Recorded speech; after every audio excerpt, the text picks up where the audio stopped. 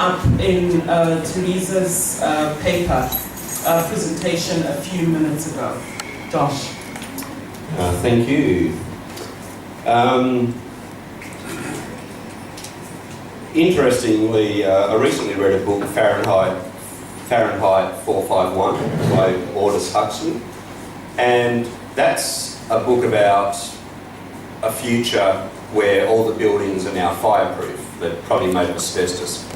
And the firemen now, they don't put out fires because nothing can catch on fire, but they go around burning books because they don't want anybody having any new ideas or any dangerous ideas, and books contain dangerous ideas.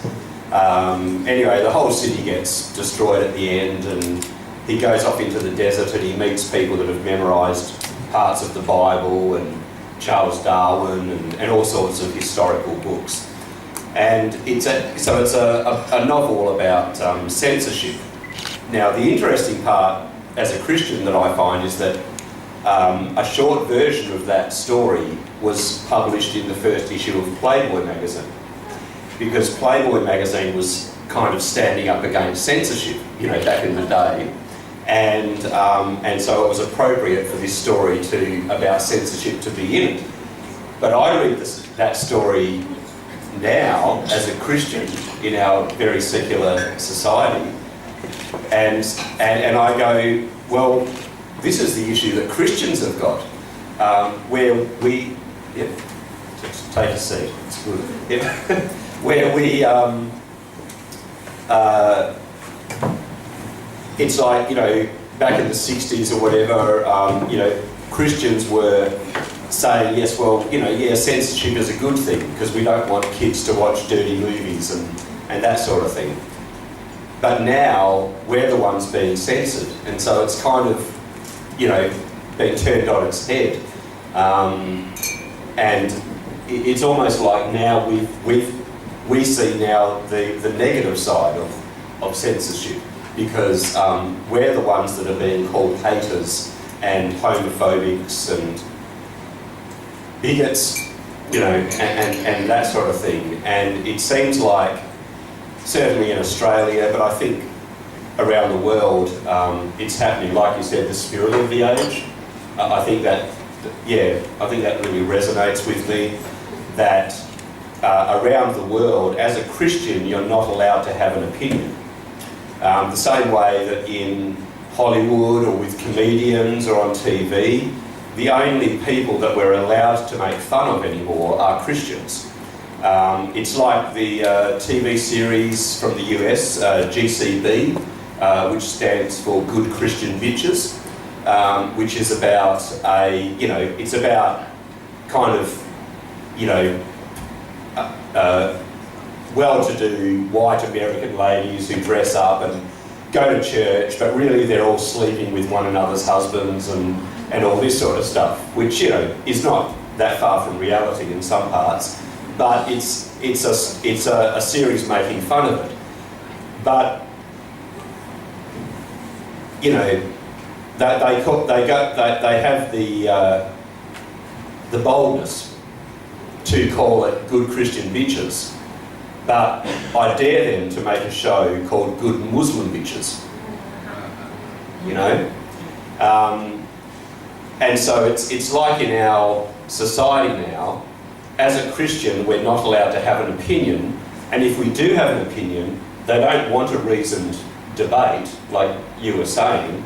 They just want to call us haters and tell us to shut up and, go back to the dark ages, where our thoughts belong. And yet, even though Christians have certainly made plenty of mistakes when it comes to communicating our view on same-sex marriage and homosexuals and even divorce, we've certainly made some bad language choices in the past, but still, in today's age, we can't disagree with something. And really, they call us bigots, well they do in Australia anyway, They call us bigots, but the definition of a bigot is refusing to see the other person's point of view or another person's point of view. And so it's actually them that are the bigots, because they're refusing to see things from our point of view, even though we can say, yeah, okay, I get it. I get that you love each other. I get that, you know, you've got a great relationship, and, you know, I get that, you know, this is very normal to you. But they don't want to hear the biblical Christian point of view. Thank you for that. Teresa, you talked a lot about the importance of educating viewers and listeners. How do we help them to distinguish between behaviors or speech that is potentially harmful versus behavior or speech that is just offensive? How do we educate them on that? Well, yeah, I think we must use the opportunities that come our way. At the moment, the Greta Witt matter is right in everybody's mind. And it's important to use, not let the opportunity go, to actually teach on what the vocabulary is that we need to use. Let me give you an example. A Christian, and it seems as if I might be a bit preoccupied with the whole same-sex thing, but other than racism, that's really the other issue where the hate speech is very, very prominent. I may say, I believe that people were not created. Now, I may say that I believe God's model for relationships, I believe God's model for relationships is a heterosexual one. You may believe the opposite. You may believe that God didn't have one model for relationships only. I may believe that you are not born gay. You may believe that you are born gay. And fact remains that despite what everybody wants to tell you, there is not yet any conclusive scientific evidence to the contrary. I may believe that through the redeeming love of Christ, I can change my sexual orientation. You may believe that sexual orientation is written into your DNA. But we need to come to the place where people are educated to the extent that they may say, I believe. They may not say, all gays are going to burn in hell. Let me just quickly tell you a funny story. A number of years ago, Pastor Bogart, Cedric, do you know about Pastor Bogart? He comes from the Cape Flats, very committed pastor there.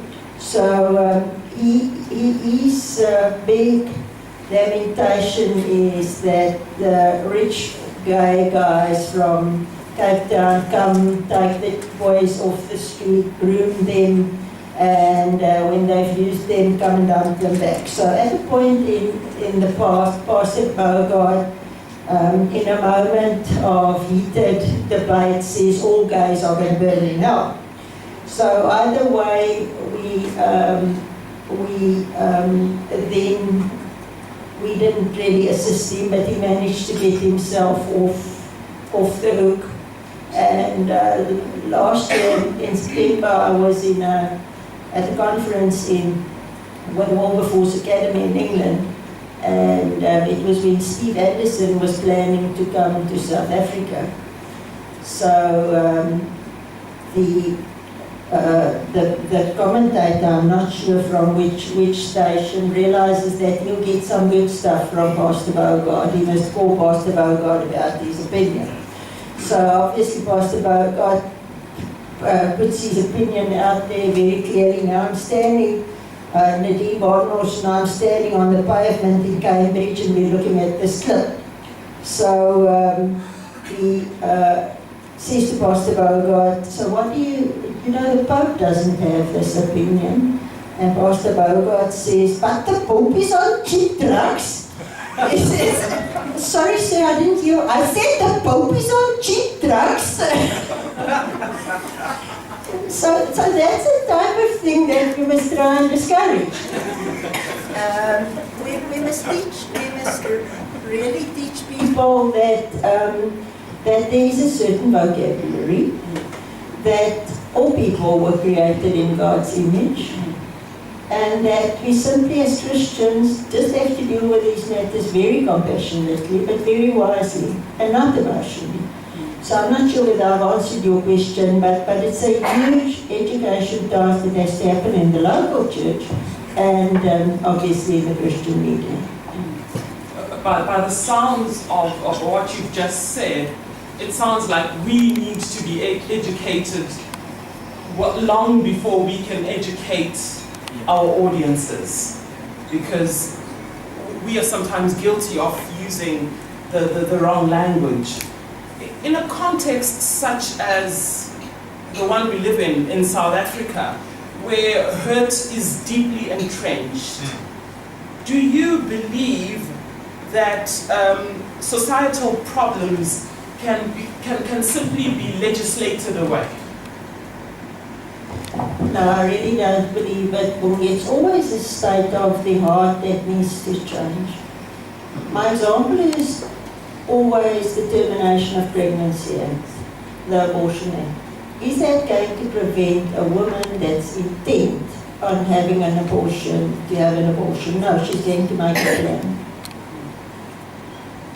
I think by having legislation that protects the life of the unborn child, the society has spoken. So exactly the same. We can understand the hate speech laws, but the only thing that we understand then is what should we do not to be caught out. But it doesn't help to change our state of heart. So what we really always try and do in all of these types of situations is try and engage in dialogue as quickly as possible. And that was also our proposal in the schools case. To say that dialogue in a particular school where you have a number of Muslim kids, one needs to go to the Muslim community and ask them, while we're having a Christian assembly, would you like to bring your mom to come and speak to their children, etc., etc. But dialogue is incredibly important, because if we do not have dialogue, we stereotype, we label. We have had matters where, and this is a big thing, where wedding venues do not want to, Christian wedding venues do not want to host same-sex weddings. And we found that the best way to do that, before you get punished in the equality court, is to get the parties together. Judge Albie Sachs said to me the other day, he always uses the example of the wedding cake, the person who bakes the wedding cake. And he says the wedding cake maker must say to the couple, do you really, your cake is supposed to be the symbol of the celebration. It has to be beautiful, it has to symbolize your love. Do you really want me to make that cake with tears of bitterness? And that's where we need to find people where they are at and say to them, you know, I can agree for you to have your wedding year, but it would be so hard for me, and I just want you to respect that. I respect your choices, I respect the fact that you have rights, but it will just be so hard for me. Will you please respect that? So dialogue is certainly the way to go on all of these issues.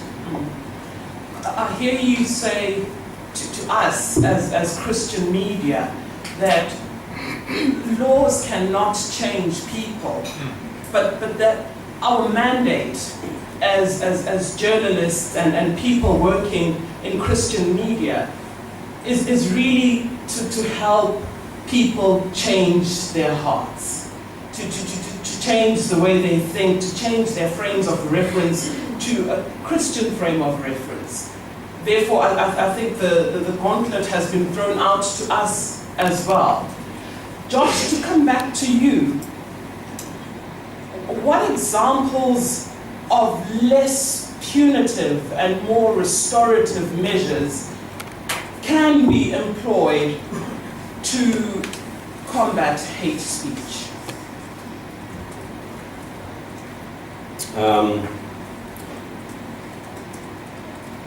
Well, I think, don't misunderstand me, like I'm orthodox and conservative on all the big issues, personally.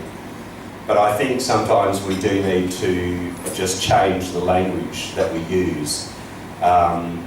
Even, like amongst Christian youth groups,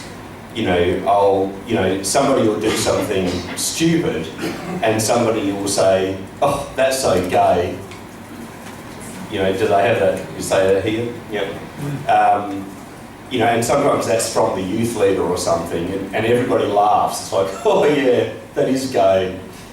Gay being a derogatory term. And things like that just aren't helpful when that's part of the Christian culture. Yes, as Bible-based Christians, we don't believe that homosexuality is God's way, is God's ideal way of life. But we certainly aren't called to hate the people. God hates sin, so we hate sin, but, it's like a lot of churches debate about whether they need to have a policy on homosexuality, on their website, so that it's clear what they think and it's politically correct and that sort of thing.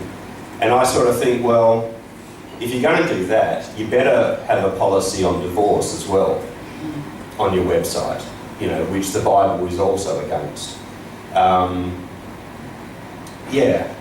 Same-sex marriage is a big issue, and racism. Even in Australia, we've got our Racial Discrimination Act in the media at the moment as well, 18C, because the Prime Minister wants to change it from offend, insult and humiliate to harass and intimidate. And the reasoning behind that is because all of the frivolous lawsuits of people saying, well, he said this and I'm black, or he said this and I'm Chinese, and I'm offended, so therefore it's racism. It's not racism, calling somebody, saying that something somebody did is idiotic or ridiculous has nothing to do with the colour of their skin. People of all colours do silly things. Ultimately it's removing that word offend, because everybody's offended by everything these days. And so you can't sue somebody just because you say, well, no, I'm offended at that. Okay. Thank you for that. Just to bring all of us in, how do we, as people working in media, ensure that our work does not amplify hate-filled messaging? How do we ensure that our work speaks truth, but does so in love? Please, may we have a roving mic? Thank you.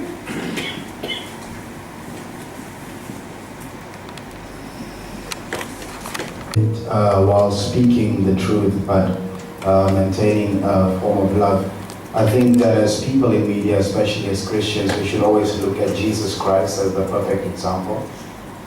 You look at the case whereby Jesus dealt with the lady who was caught in adultery. He did not judge her, and he did not condone what she was doing. However, as Teresa was saying, that we should engage more. And what Jesus did, he asked, who of you have never sinned?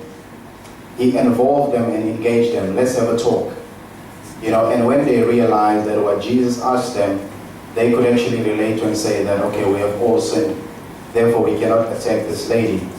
Then they dispersed and they left her. He dealt with the issue in love, and he also expressed the truth in that. At the same time, I think that we are out here to make the truth known, not to prove, because the truth will always speak for itself. So in our content and whatever we propagate, we should try and show the truth and not be judgmental, because the truth is a weapon and we can use that as a defense mechanism. But not everyone that has a gun in their hands is going to do good with a gun. So it's really on how we relay the truth and how we put it out there. So I think the center of what we are trying to express is the love of God, and just to show people that this is how God would go about dealing with this, or Jesus Christ, and try as much as not paint it with hate or any form of prejudice. That's what I think.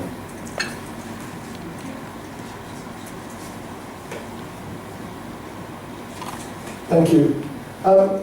Personally, I'm not afraid of telling people what I believe, but I firstly want to make a statement. I think there's a lot of focus on what we shouldn't do and how we shouldn't deal with issues, rather than talking about what we should do and what are the positive issues. In every single incident, whether it's talking about gay rights, racism, abuse, there are always plenty of good stories.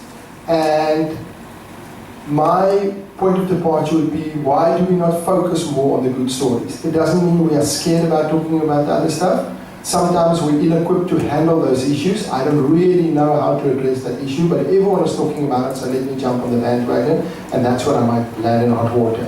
Why do I not find a case that is similar to that, had a positive outcome, and talk about that, and say, hey, listen, here's a case that worked. Here's someone that stepped up for what they believe. Here's someone that engaged, that had dialogue. Here's someone that said, okay, let me come to your village or to your house, or spend a night in your mansion, or spend a night in your shack and understand. There are too many groups from one side. We are trying to tell them this is how we feel, when we have absolutely no understanding of what's really happening there. So the dialogue for me is imperative. But the focus on the positive stuff and the stuff that is real, that is happening on a daily basis, that does not get the airtime, that does not get distributed, that does not go viral, because it's not easy. The person, the spur issue was absolutely disgusting for me. What was more disgusting was that someone took the time to stand there with their phone and record the whole thing and send it. For me, that's a worse offense. Now, we need to educate those people and say, yes, that's not right. Walk up to them and say, guys, quit your nonsense, have a coffee together and leave. Or, if I was in that situation and I couldn't do something about it, remove myself from the situation, rather than going and say, here's a great opportunity, I'm going to jump on it, and my video is going to be shown on EWN and rather looking for the positive things on a daily basis, neighbors who are getting together, people who were in certain situations that have turned their lives around. And especially in the media, we can elevate those stories. Thank you for that. I acknowledge the 3 or 4 hands that I see now, and the mic is coming your way. He's brought up a very important issue of the sins of omission and commission. The instances when we do say what we're supposedly supposed to say, and maybe say it wrong, and the instances when we are quiet, when we are supposed to speak. And we as media practitioners need to look into that as well. Where's the mic now? Thank you, sir. Thank you. Teresa, can I direct this question to you? Say, for example, I take an educational standpoint concerning a Christian's position on whatever topic, may it be race, may it be homosexuality, or whatever the case may be. does Section 16 of the Constitution, which is freedom of expression, adequately protect the writer, the editor, or the radio programmer? Does it adequately protect us still from the opposition of the hate speech bill?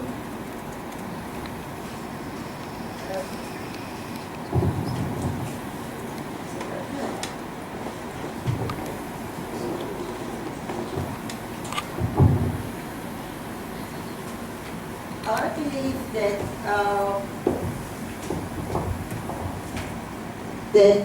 the legislation in South Africa is indeed sufficient, that correctly interpreted and correctly applied, there is definitely protection for that person. What has happened is, and again, because of the whole range of possible institutions, the jurisprudence, the decisions has been fragmented. For instance, a decision of the Human Rights Commission does not enjoy the same status as a decision of the Constitutional Court. A decision of an equality court on a magistrates court level does not enjoy the same recognition as the High Court. So we are waiting with bated breath for the judgment in the John Kwalani case, because this is the first time that hate speech has now been elevated to the jurisdiction of a high court. And I believe, if correctly applied, the law should protect him. Again, if I could just quickly add on to what the two gentlemen said before me, I think as community radios, there's a very important role to play for the media to have credibility. Although we have now spoken a lot about the same-sex issue, it's really a debate that's right up there. Even though we're spending all of our time in these last few weeks on the Legend in School cases, there are children that do not have shoes to go to school. There are children that do not have access to education. So as community radio, I agree with you. Not just the right stories, not just the good stories, but those stories that will give you credibility in your community, so that we do not seem like these pompous bigots that can criticize the homosexuals and criticize the politicians and everything else, but that we've got our credibility through actually engaging in the real problems and the real challenges of your local communities. Thank you. I also wanted to add that I think as believers individually, we need to start getting comfortable with our faith being questioned by people. And oftentimes I feel we've created the situation where we say, look, it's like this because it's like this. Don't ask me why. And like Josh said yesterday, that model isn't working anymore. A lot of people have access to more information now. And I think because they have access to more information, the biggest question then becomes, why should I choose your way of thinking versus all the other ways of thinking? And we need to be able to answer that question, why, if we're to effectively reach the people. Thank you for that. I saw a couple more hands up at the back. Thanks. Good morning. Part of what I wanted to comment on has already been mentioned by the gentleman. I just want to highlight that, or rather to remind ourselves that as media, we have an agenda. And our agenda is about the gospel. All other media, secular media, have got their own agenda. And why do we want to be apologetic in what our agenda is? Much as we are to inform to educate. The objective is to push the gospel, among other things that we do. So let us not be apologetic about what our agenda is. Let us be clear of why we exist as Christian media. To add on what Teresa just said, we need to continue to debate these types of, to debate these types of topics, so that we don't leave things fluid. We must not leave things to opinions. Every church or every Christian must have his or her own opinion in regards to particular topics. You know, how you feel about lays and gays, it's up to you. You decide how you want to interpret. I think to a great extent that is very dangerous, and it is our job as Christian media to make sure that things are discussed, so that ultimately we reach a finality on what we should be educating the public with. I think one of the biggest issues is that we've left things very liquid, and it's not. We have not come to a place where we as media we say this is the position we must adopt on any particular issue, and for me that is dangerous. Thank you. Just another quick point, with regards in answer to the question. I feel like I tell myself this quite often, and I feel this like for all of us, it's also worth holding very close to our heart to try and avoid, with everything we can avoid, when we're speaking, when we're writing, when we're producing, to avoid kind of generic references to groupings of people. I called out someone in my own office just the other day. I was trying to ask what a certain person was like. I was about to say a certain woman, that's very relevant, but a certain person was like, and she said she was very Indian. And I had to straight out, I just said, what does that mean? What does that mean? Because straight away just says all these things about, and I do it regularly for maybe, I might say, women think, those kind of references in our blogs, in our writings, it's just not okay anymore. I really don't believe that. And I even think what we do to ourselves, Christians, rubbish. What is a Christian? Jesus never used the term. I'm not saying we shouldn't call ourselves Christians. I'm not saying I shouldn't call myself a man. That's all good. So I'm not talking about this whole thing of, you can choose whatever you want to identify as. Not at all, that's rubbish. But I'm saying I'm a man, I'm a white man, I'm a Christian white man. That's all good. When I start saying white male Christians are, or white people are like this, or black people are like this, or the Muslims. I mean, how offensive is that when people who are wonderful Muslim people are seeing what ISIS is doing? And we just do it so easily. We've just, even in discussions here, I've done it, we've done it. So why does it need to be a female painter, just a painter? I know sometimes it's good for identification, but I think as writers, as journalists, as media, we need to make sure we're very hard on ourselves with the generic reference thing. It's just not helpful. I think we should be leading the way. Everyone does it. I'm not saying Christians do, but Christians are certainly pretty good at doing it. And so when we say the gays, what does that mean? Come on. The people who are gay, that's a better way of saying it. We're getting somewhere now. But Jesus, for me, always focused on the individual. The only grouping I can think of him referring to often was the Pharisees, and I think that's because he had a real thing against them. But everyone else was the person first. Finding a statement where Jesus says woman, da da da da, and is he speaking to a woman? Then he says woman, why da da da? So it's not about not using those terms, it's about not using them broadly, because it straight away isolates us, and we actually off the radar when it comes to proper discussion with other people. Thank you. I see one or two hands. We'll acknowledge the two hands and then we will move on. Yes, I would like to add to what the gentleman just said. A wise theologian once said that we are trying to bring God down to room temperature, where we can actually feel comfortable with God.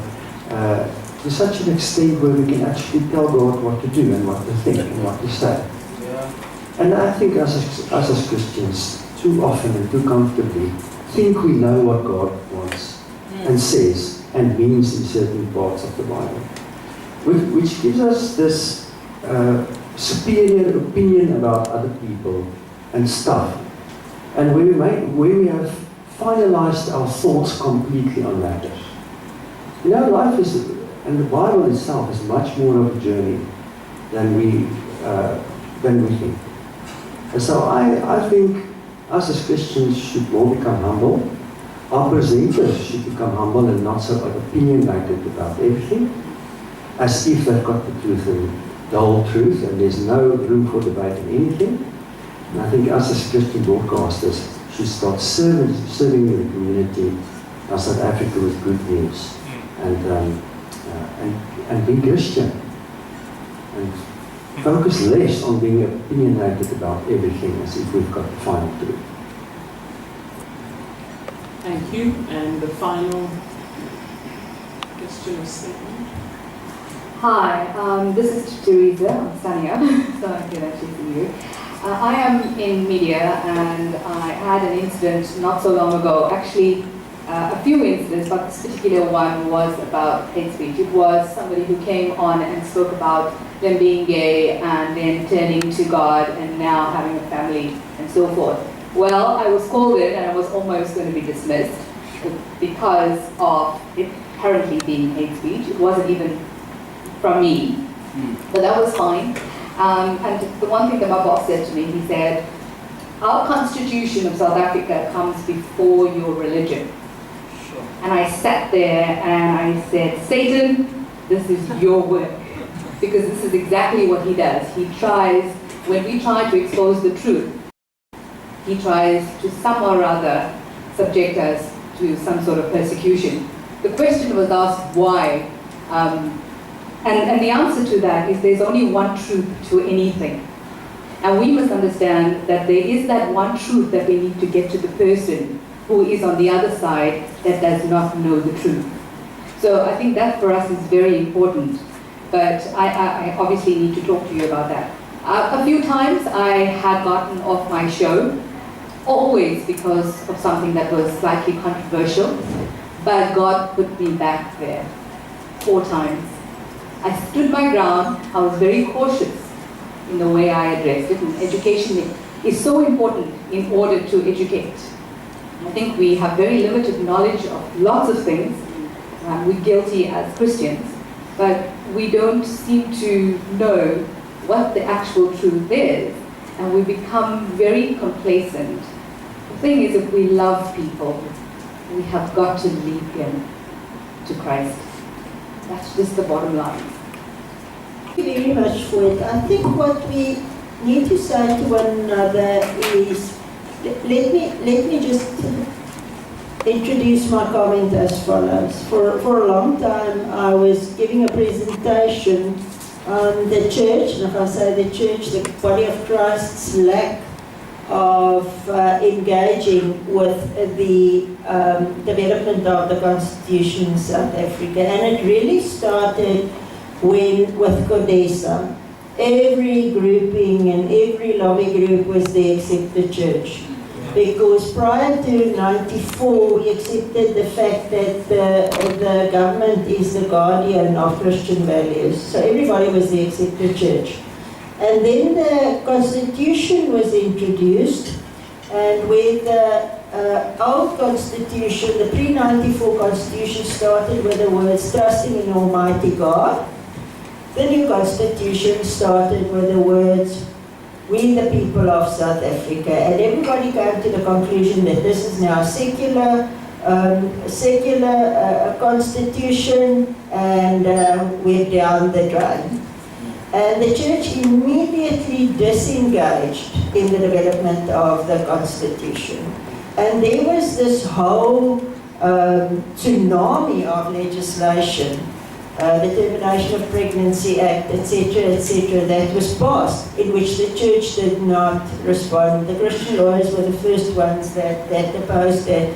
And at the point I really lost, I became so incredibly discouraged about the indifference of the church in South Africa about constitutional matters. So the fact remains, as much as we may not like it, we have to engage in the constitutional space. What is it that we want to achieve? Do we want this country to become a Christian country with a Christian government? If that's what you want, ask Jesus to come and fetch you quickly, because it's not going to happen. So what do we want? We want a level playing field. Because our Lord Jesus is the Prince of Peace. He is the salvation. So we want a level playing field where we can engage in the gospel of Jesus Christ, where we can tell people about His love, about His salvation, about God's provision. We're just looking for a level playing field. So let's just make our objectives very, very clear. We're not looking for a priority position. And if we can get our minds around that one, then we're in a good space. Can I ask you guys, by a show of hands, which of you on your station condemned the desecration of the mosques? You did. Shame on you. Shame on you. If we cannot defend the rights of the other religion, I'm not asking you to become an ISIS supporter. I'm saying that when there's an infringement on religious liberty in this country, we must speak up. No, there was that story, they came for the homosexuals and nobody said anything, and they came for the racists and nobody said anything. And in the end, they came for me and then there was nobody left to say anything. If we are not prepared, and I'm saying this in public, that I am prepared, if there's an infringement of Muslim rights in this country, I'm prepared to defend it. I'm not prepared to defend violence, but if there is an illegal infringement of Muslim rights, and that's the space where we must get into. We must become defenders of our rights to expression and everybody's rights to expression, everybody's rights to religion. The brother that said that we have an agenda, I completely agree with you. But our agenda, the only thing we need to execute our agenda is a level playing field. Thank you. Josh, any final thoughts from you? That was pretty good, I don't think. I guess only that, same-sex marriage and racism is sort of our current big issues in the world, but there's been other issues like slavery and human trafficking. Human trafficking, it's still around, but burning Christians at the stake, and like in Australia, there's actually a fair bit of comparison made in the secular media between the rights of same-sex attracted people to be married. Currently in Australia, they have exactly the same rights financially and politically, and they can adopt and everything as a heterosexual de facto couple, but they just can't get married as such. But they have exactly the same rights at the moment. But there's been a lot of comparison to that and the rights of Aboriginal citizenship, which came into being in 1968, where before Aboriginals weren't regarded as citizens, they weren't able to vote, and even worse, they were classed as fauna, as animals. So, Australia's got a lot of bad history there. And I guess the other thing is keeping things in perspective, like, Christianity is still the world's most persecuted religion internationally. And it pretty much always has been. We have to remember that up until Constantine in 300-ish AD, Christians were heavily persecuted around the Roman world. Thrown to the lions, burning at the stake, being crucified, that type of thing. So the world disagreeing with Christians is not new.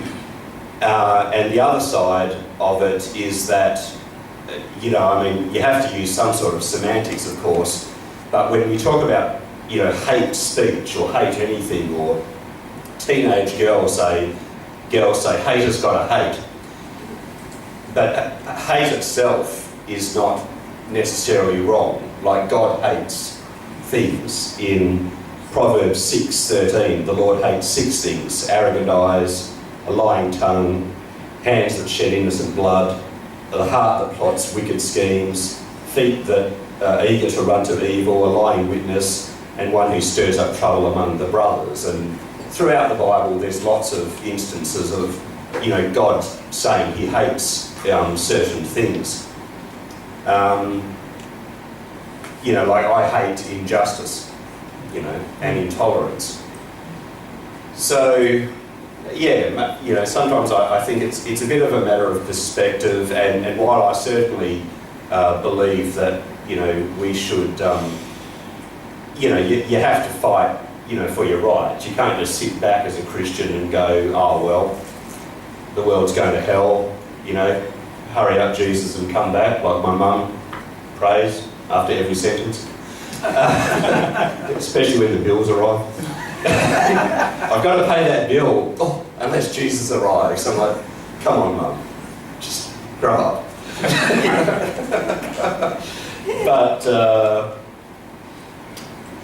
But yeah, so we've got issues now, but and it's true that if can't even think of the name. Sorry, I'm a bit. But the people who in England who stopped slavery as it was back then. Of course, it still exists, but who stopped the slave trade as it was, back in those days. Christian men. What if they hadn't stood up, in the political realm and in the legal realm? And it wasn't popular. This is something that had a dramatic negative effect on the economy. So I think we do need to stand up for things, like this, but also to keep things in perspective, that Christians are going to continue to be persecuted in some countries by violence and imprisonment, and in other countries, like in Nazi Germany, where the Nazis were very, very clever about persecuting anybody who stood up against their opinion, which, might be happening again now. Thank you for that. We have heard a lot about how we need to challenge ourselves. Firstly, in terms of education, we need to go out and educate ourselves. We need to know what's going on in the constitutional space. We need to engage. We need to know what's going on with the CRL Commission. This month, they're tabling that report again. How are we engaging? How are we educating our people around that? We also need to facilitate that engagement on our stations. How do we, as media people, regain our credibility out there? We've got to open the space up so that there is engagement. And the last very important thing that I've picked up is language. We need to re-educate ourselves on how we speak. Our language needs to be tempered with love. Our language needs to be tempered with wisdom. There is no truth that cannot be told if the language is right. So very, very, very important issues that have come out of this panel discussion. Please may we put our hands together for our 2 panelists.